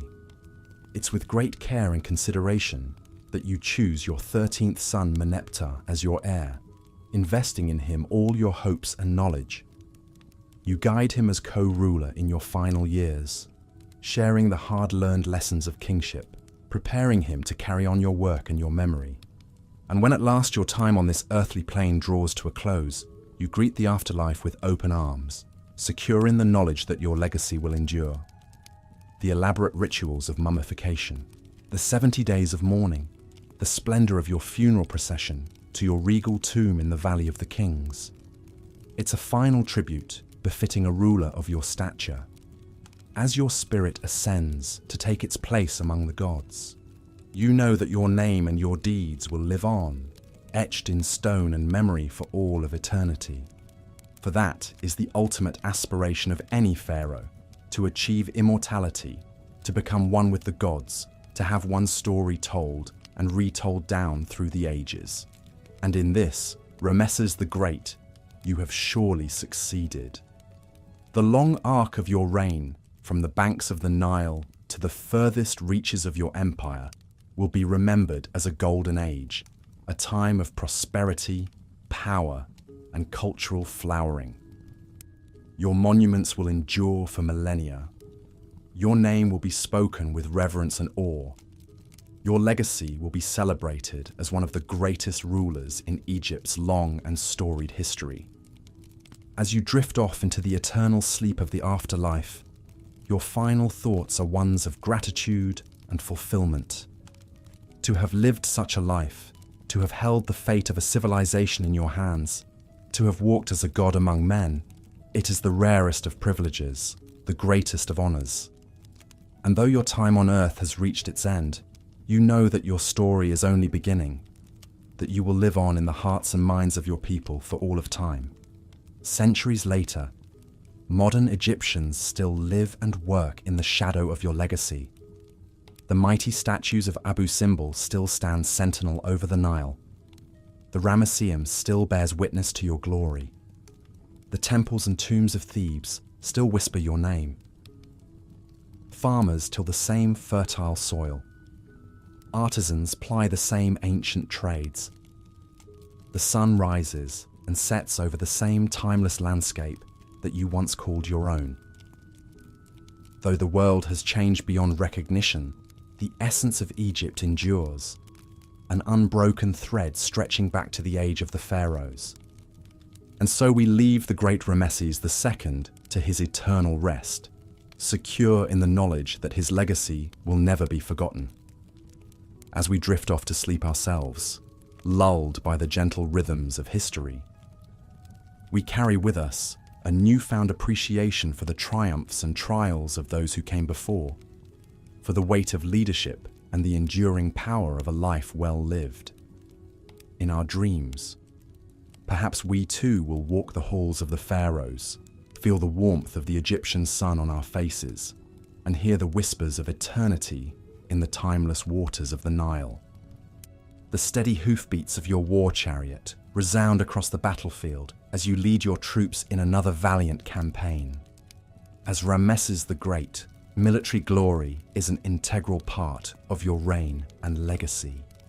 You've marched against the Nubians to the south, quelling rebellions and bringing those gold-rich lands firmly under Egyptian control. To the west, you've subdued the troublesome Libyans, ensuring safe and prosperous borders. But perhaps your most legendary military feats are your clashes with Egypt's formidable rivals to the north, the Hittites. Over a series of campaigns, you've led your armies in a protracted struggle for control of Syria and the strategic city of Kadesh. The battles are fierce, sometimes yielding victories, other times forcing hard-fought retreats. All the while, your prowess as a warrior king grows. One of the most pivotal moments comes in the 5th year of your reign, around 1274 BCE, when you again face off with the Hittites at Kadesh. As your scouts report a Hittite retreat, you press forward, only to realize too late that you've been duped and now face a much larger force. Surrounded and outnumbered, you rally your men with an impassioned speech. Then, in your shining armor and blue war crown, you mount your chariot, take up bow and arrow, and charge valiantly into the fray. The odds seem insurmountable, but through your courage and skill, and with timely reinforcements, you manage to turn the tide. While not quite the resounding victory the inscriptions on your temples might suggest, you fight the Hittites to a stalemate and live to battle another day. This heroic stand at Kadesh becomes the stuff of legends, immortalized in poems and carvings. The Kadesh confrontation proves to be a turning point. After more than a decade of intermittent hostilities, you and the Hittite king Hattusili, the third tire of the toll of war. In a remarkable act of diplomacy, you negotiate a historic peace treaty, the earliest known in history. Inscribed on silver tablets, one copy in Egyptian hieroglyphs and the other in Akkadian cuneiform, the treaty establishes a mutual alliance and moves the border to a mutually agreeable location. To seal this new era of peace, you even take a Hittite princess as one of your many brides. This marriage is not just a political alliance, but a symbol of the new harmony between the two great superpowers of the age. With the threat from the Hittites neutralized, you're free to focus on strengthening Egypt's borders elsewhere and on your many monumental building projects. Yet even in peacetime, you never lose your warrior spirit. You continue to train your troops, build up your arsenals, and glorify your past battlefield exploits. In your temples and monuments throughout Egypt and Nubia, you have yourself depicted as a mighty conqueror, smiting enemies and towering over foes. At the massive Abu Simbel temple, carved into a cliff face far to the south, colossal statues of you in your battle regalia stare out imposingly over the land you rule. Your reputation as a warrior king is so great that later generations will remember you first and foremost for your military accomplishments. In Greek histories written centuries later, you will be memorialized as Ozymandias, the mighty conqueror king of Egypt. Even 1,000 years after your reign, your name will still be invoked to inspire courage in battle. But there is much more to your reign than wars and conquest. In between campaigns, you steal peaceful moments with your chief queen Nefertari and your many wives and children in the royal harem. These women are not mere ornaments, but companions and counselors, and in the case of Nefertari, a true partner in power. Nefertari is your first and most beloved queen. Famed for her beauty, intelligence, and strength of character, she is your confidant and trusted advisor. She even takes on important diplomatic roles, corresponding with the Hittite queen Puduhepa to help broker the peace. Your love for Nefertari is carved into eternity in the exquisite temple you build for her at Abu Simbel, where she is depicted as the embodiment of Hathor, the goddess of love and beauty. Surrounded by the clever and capable women of your harem, and watching your many children grow, you feel the joys and burdens of fatherhood. You take great care to educate your sons and daughters, to prepare them for their roles in the royal court and in the governing of Egypt. You and Nefertari even journey with your daughters to Thebes for the beautiful festival of Opet, celebrating their coming of age and entry into adulthood. But even a great pharaoh is not immune to the sorrows of life. You endure the unbearable pain of outliving many of your own children. Most devastating of all is the loss of your beloved Nefertari. When she dies around the 24th year of your reign, you grieve deeply for her, sparing no expense for her elaborate tomb in the Valley of the Queens. There, she is surrounded by brightly painted scenes of her journey to the blessed afterlife, escorted by gods and goddesses. As the years pass and your reign stretches on, your thoughts turn more and more to securing your legacy. With so many of your sons predeceasing you, you must choose your 13th son Merneptah as your successor. Though not your first choice, Merneptah proves to be a capable ruler in his own right.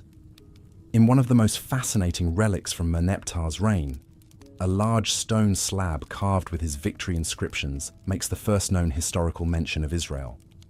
This tantalizing clue offers a glimpse into the complex interplay of peoples and kingdoms in the region, and a possible intersection with early biblical history. After an astonishing 66 years on the throne, and close to 90 years of life, your own time finally draws near. You've left an indelible mark on Egypt, with your name and image emblazoned across the land on statues, temples, obelisks, and monuments. You've expanded Egypt's borders, forged key alliances, and presided over an era of stability and prosperity. As you feel the weight of years upon you and your health failing, you begin to prepare for your final journey to the afterlife. You've spent years building and furnishing your magnificent tomb in the Valley of the Kings, filling it with all the treasures and essentials you'll need for eternity. When at last you close your eyes for the final time, your subjects mourn deeply for their departed pharaoh. Your mummified body undergoes the sacred rituals, lovingly attended to by priests and embalmers for 70 days and nights. Amid incense and incantations, protective amulets and inscribed spells, you're carefully wrapped in fine linen, adorned with a beautiful burial mask, and laid to rest in a series of nested coffins. On the day of your funeral, all of Egypt seems to come to a standstill. A grand procession conveys your mummy across the Nile, from the east bank of the living to the west bank of the dead, and then onto your tomb in the Valley of the Kings. Priests in leopard skins burn incense and recite prayers. Mourners fill the air with their lamentations, and offerings of food, flowers, and precious goods are made to provision you in the afterlife. In your rich burial chamber, surrounded by the fabulous treasures of your tomb, you begin your final transition. Your ba, or spirit, leaves your body to begin the perilous journey through the underworld. With the aid of the spells and guidebooks entombed with you, you navigate past demons and obstacles. Your heart weighed on the scales of Mayat against the feather of truth. Having lived a just life, you pass this final test and emerge, reborn, into the field of reeds. Here, in this perfect mirror of the living world, you reunite with your beloved Nefertari and your ancestors, and take your place among the gods. The mortal king is now one with Osiris, god of the underworld and symbol of resurrection. As your day, and indeed your life, as the great Pharaoh Ramesses II comes to an end, your legacy is only beginning. Your 66-year reign has left an incomparable mark on Egypt. During your time on the throne, Egypt has grown to the largest extent in its history, its borders stretching from modern-day Syria to the Sudan. You've commanded the resources of the kingdom to build awe-inspiring monuments that will endure for millennia. The likes of Abu Simbel, the Ramesseum, Pharaoh Ramesses. You've cultivated international ties, engaging in battles but also diplomacy, signing a historic peace treaty with the Hittites. You've fathered over 100 children and have been served by a stable and capable cadre of officials and administrators. Through your leadership, Egypt has enjoyed a period of power, prosperity, and cultural efflorescence that will be remembered as one of the high points of its long and storied history. The scope of your impact is so profound that it will echo through the ages. In the centuries and millennia to come, as the sands slowly cover the monuments of your reign, as your mummy rests quietly in its tomb, your name will live on. Future pharaohs will invoke you as the very model of a great ruler, a mighty warrior, and builder king without compare. Your exploits will be retold in papyrus scrolls and carved into temple walls, becoming the stuff of legend. Even today, over 3,000 years after your reign, your presence can still be keenly felt in the land of Egypt. At Abu Simbel, your colossal statue still stands sentinel, gazing out over the Nile. In museums around the world, your monumental statuary and delicate tomb paintings draw millions of visitors, inspiring awe and wonder at the grandeur of your age. Your mummy too survived the millennia, albeit battered by tomb robbers and the ravages of time. In 1881, when your tomb was uncovered, the world thrilled at this tangible physical connection to the great Ramesses II. Your wooden coffin lid, adorned with your serene, finely carved face, and your mummified body, reveal the visage of the man behind the legend.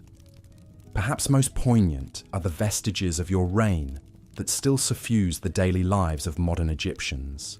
Farmers still till the fertile fields of the Nile, nourished by the same annual inundations that sustained your kingdom. In the bustling streets of Cairo, people walk and talk and live their lives in the shadow of the monuments you and your fellow pharaohs left behind. This, then, is the enduring legacy of your extraordinary reign, a legacy carved into stone, but also into the very lifeblood of Egypt. As the Pharaoh Ramesses II, you've not only shaped the course of history, but have left an indelible imprint on the centuries of lives that followed. Your day may have drawn to a close, but your story, the story of a legendary ruler of a legendary land, lives on, timeless and eternal as the waters of the Nile. As the morning sun climbs higher in the azure sky, its warm rays bathe the opulent palace gardens in a golden glow. The air is filled with the gentle tinkling of water fountains and the melodic chirping of exotic birds. As you stroll through the lush greenery, inhaling the sweet fragrance of lotus blossoms, it's easy to forget the weighty responsibilities that await you in the royal court. But duty calls, and as the living embodiment of the god Horus on earth, your divine obligations cannot be ignored. With a sigh, you reluctantly tear yourself away from the tranquil oasis and make your way back inside the palace walls. Your advisors and courtiers bow low as you sweep past, your every step imbued with the regal bearing of a king. In the grand audience chamber, you take your place upon the golden throne, adorned with the symbols of your power, the crook and flail. Before you stretches a sea of petitioners, each eager to catch a glimpse of their divine ruler.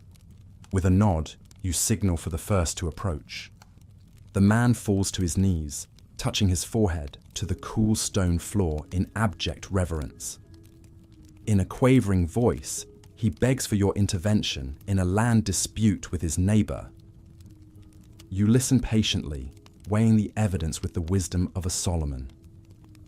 At last, you render your judgment fair and just, as befits a true pharaoh. The petitioner babbles his gratitude as he is led away. And so it goes, hour after hour, as you hear cases big and small. Some are trifling matters, easily dispensed with. Others are more complex, requiring all your cunning and discernment to untangle. Through it all, you strive to emulate the great sun god Ra, who brings light and order to the world. But even a living god must eat, and as the day wears on, your stomach begins to rumble with hunger. At last, you call a halt to the proceedings and retire to your private chambers for a sumptuous midday meal. The low table is laden with all manner of delicacies: succulent roast fowl, fresh figs and dates, creamy lentil stew, and warm, crusty bread. You dine leisurely, savouring each mouthful, as servants flutter around you like hummingbirds, refilling your cup with cool pomegranate juice. Hunger sated, you allow yourself a moment of respite, reclining on silken cushions as a troupe of musicians and dancers enters the chamber. The air fills with the hypnotic strains of harps and lyres, flutes and sistrums. Lithe figures sway and undulate to the beat of hand drums, their diaphanous linen robes fluttering like moths' wings. You watch with hooded eyes, your mind drifting like a lazy current. The music seems to weave a spell around you, and you feel your limbs grow heavy with a pleasant drowsiness. How easy it would be to surrender to the soft embrace of sleep, to let the cares of the kingdom fade away like mist beneath the noonday sun. But there is no rest for the divine, and all too soon, the performance is over. You rouse yourself with an effort, knowing that many tasks still lie ahead. With a reluctant sigh, you heave yourself up from your comfortable nest and steel your shoulders once more beneath the mantle of kingship. The remainder of the afternoon passes in a blur of meetings and consultations. You confer with your chief scribe over the latest harvest reports from the Nile Delta, frowning at the news of lower than expected yields. A failed flood this year, the scribe informs you nervously, his reed pen poised above the unfurled scroll. Farmers are already grumbling about a lean winter ahead. You resist the urge to massage your throbbing temples, knowing that such a display of human frailty is beneath you.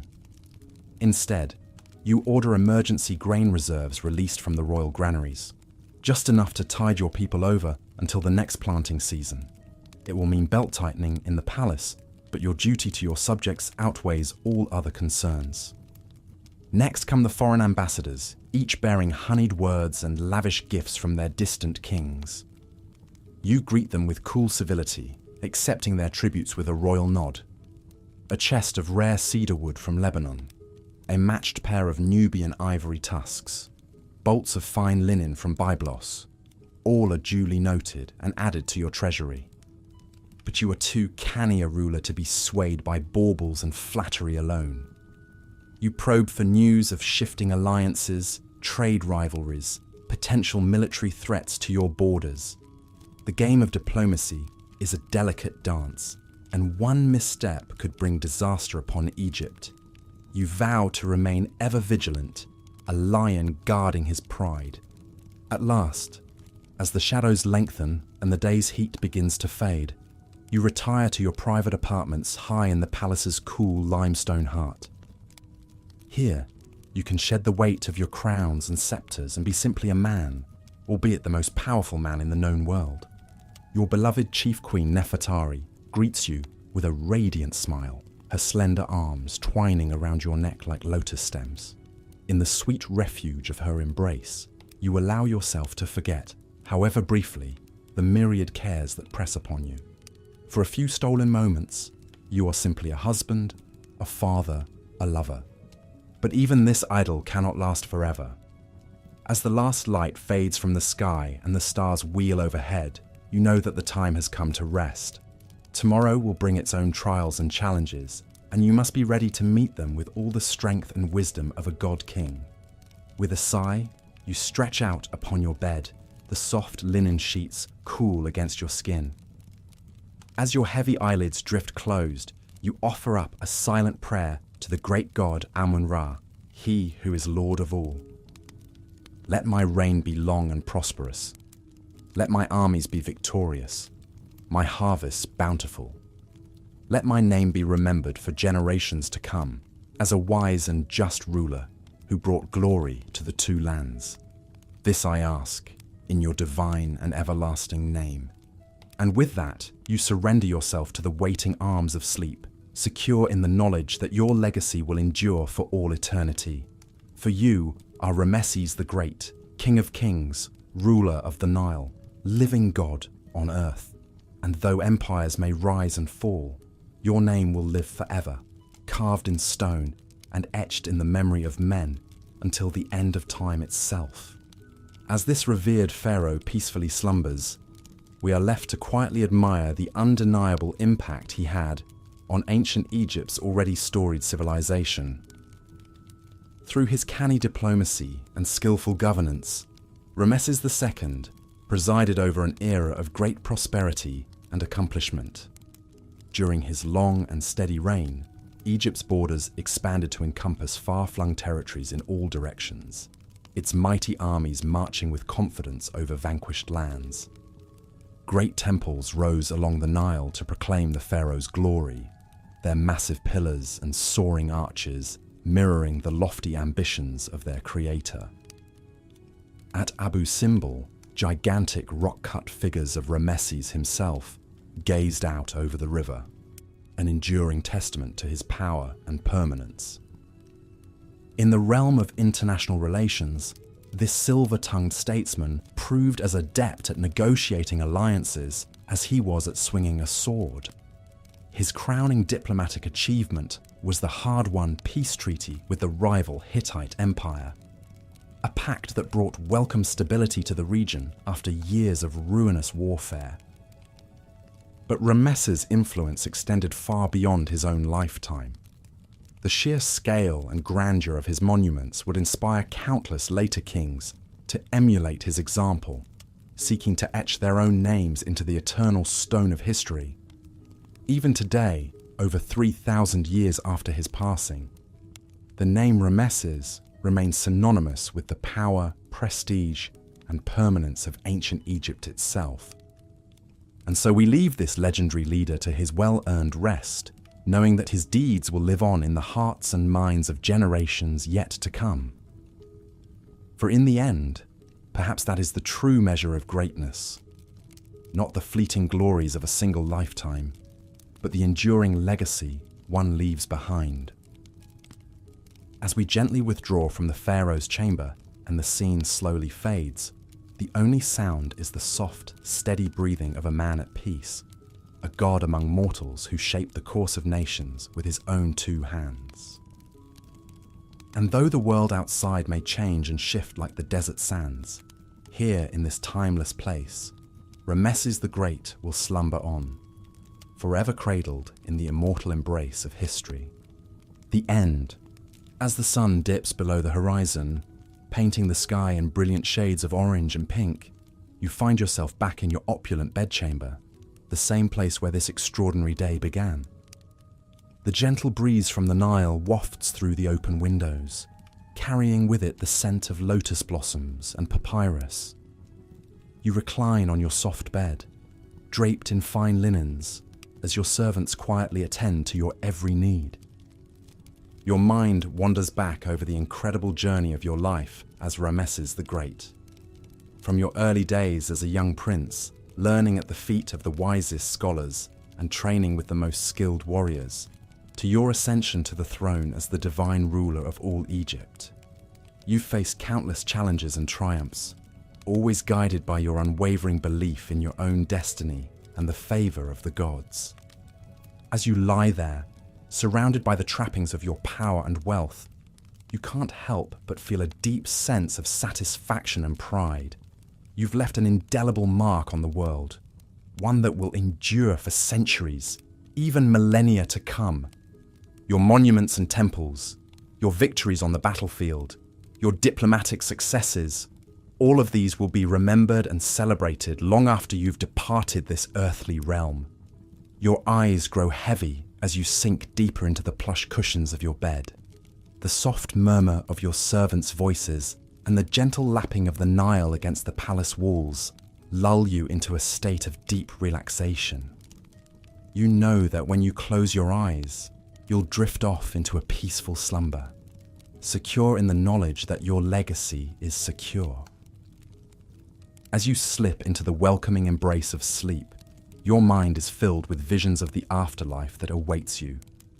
You see yourself standing before the great god Osiris, your heart weighed on the scales of truth against the feather of Ma'at. You know that you've lived a life of righteousness and justice, and that your heart will be found pure and worthy.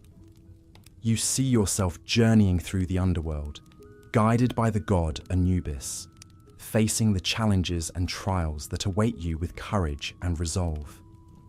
And finally, you see yourself emerging into the eternal paradise of the Field of Reeds, greeted by the gods and your ancestors, forever young and vital in the warm glow of the sun. As the last vestiges of consciousness slip away, you feel a sense of deep peace and contentment wash over you.